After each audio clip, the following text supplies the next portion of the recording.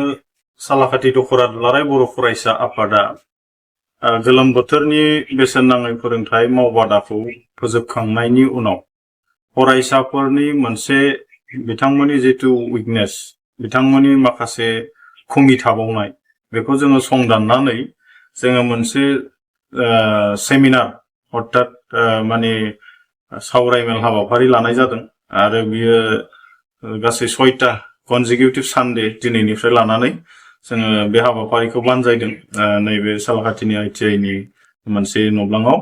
दा उद्देश्यआ बेनो जे जोंनि जेतु फैबाय थानाय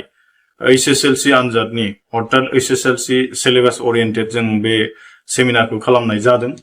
आरो उद्देश्यआ बेनो बे सेमिनाराव फैनायनि उनाव जेन सासेबो जोंनि आपकामिं HSLC कैंडिडेट्स फंबाय बिनानावमोना जेन रोङालासे थांफिननाङा जोङो बेनि थाखाय स्पेशली बे मोनसे सेमिनार हाबाफारिखौ लादों बेवहाय जोंनि गासै एक्सपार्टफ्रा बेवहाय प्रेजेन्टेशन होदों लोगोसेनो बेवहाय जोंनि फरायसाफ्रा बेसेबां गावनि एक्सपीरियेंस जाखो दिनैनि सेमिनारनि गेजेरजों बेसेबां नलेज गेन खालामनो हाखो बेखौ आरो अल्टिमेट गावनि फ्रेंड सार्केलनि गेजेराव बिथांमोना शेयार खालामफिनलायनाय आरो बेजोंनो गावजों गाव मोनसे ग्रुप डिस्काशननि गेजेरजों रोङिखौ रोंलायनायनि मोनसे परिबेसखौ जों बे थारिखआव क्रिएट खालामदों थांखिया बेनो जेन जोंनि सासेबो फरायसाया माने रोङालासे जेन थांफिननाङा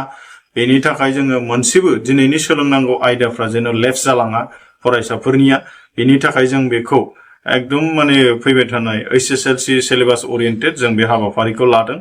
आरो जोङो मोस्ट प्रबाबली बे हाबाफारिनि गेजेरजों जोंनि फरायसाफ्रा माबा नङा माबा हयथ नलेज गेन खालामनो हादों जों बेखौ आसा फारिदों जोङो 6टा कनजिकिउटिभ सानडेनि थाखाय बे हाबाफारिखौ लादोंब्लाबो अल्टिमेट जोङो बेसेबां जाफुंनो हाखो आरो हायाखै आफ्टर दैट जोङो बिनि उनाव माखासे हाबाफारि आरो रनसायदों बेखौ जोङो उननि समावहाय आरो लालांबाय थागोन बेखिनिखौ जोङो सालाकाथि दख'र बर' फरायसा आफादा फोरमायो मानोना दिनैनि थारिखआव दुलाराय बर' फरायसा आफादनि जितु मोनसे मिशन जे mission skill and quality education movement बेखौ बेस खालामनानै जोङो जोंनि ओनसोलाव जेन सासेबो जोंनि गथ'फ्रा फैबाय थानाय समाव आनजाद फेल जानानै आदानि जानाङा आनजादाव लिरनो हायै जानानै मार्क्स खम मोननानै बा रोंनांगौखौ रोङालासे थानानै जेन सासेबो फरायसाया आदानि जाया आद्रि जाया बेखौ जों नोजोर बोनानै जेन जोंनि गासै गथ'फ्रा गोग्गो ओंखारो बे थांखियैनो जोङो दिनैनि बे हाबाफारिखौ रनसायनाय जादों बे हाबाफारियाव फरायसाफोरखौ माबायदि बाहागो लाजानायखौ लुबैदों नोंथांमोना जोङो फरायसाफोरखौथ' बाहागो लाजानायखौथ' जोङो अल्टिमेट लुगैदों आरो बेवहाय जोङो मोनसे जेतु स्पेशल मोनसे सेमिनार जेरावनाखि दिनै जाखौ सोलोंबाय बेखौ जों नेक्स्टनि थाखाय जों सोलोंफिननाय जानाय नङा बेखायनो सोरबा फरायसाया जुदि बेखौ टाइम पास जुदि सानना लायो जों बेखौ आरो मालाबाबो माने एक्सेप्ट खालामनाय नङा जोङो दिनैनिफ्राय जाय गथ'फ्रा सिरियास स्टुडेन्ट बिथांमोना अलरेडि दिनै प्रेजेन्ट जादों मोर देन जोंनाव 30 स्टुडेन्टसफ्रा जोंनाव दिनै बाहागो लादों आरो जों खावलायदों बिथांमोना बे सेमिनार जितु जों जा तारिखसिम लादों बेवहाय बाहागो लागोन जों बेखौ आसा फारिदों आरो जोङो बेनि गेजेरजोंनो जोंनि थांखिया बेनो जे जोङो माने थांनाय नैबे 2025 आव जोंनि जिखुनु पास डिभिजन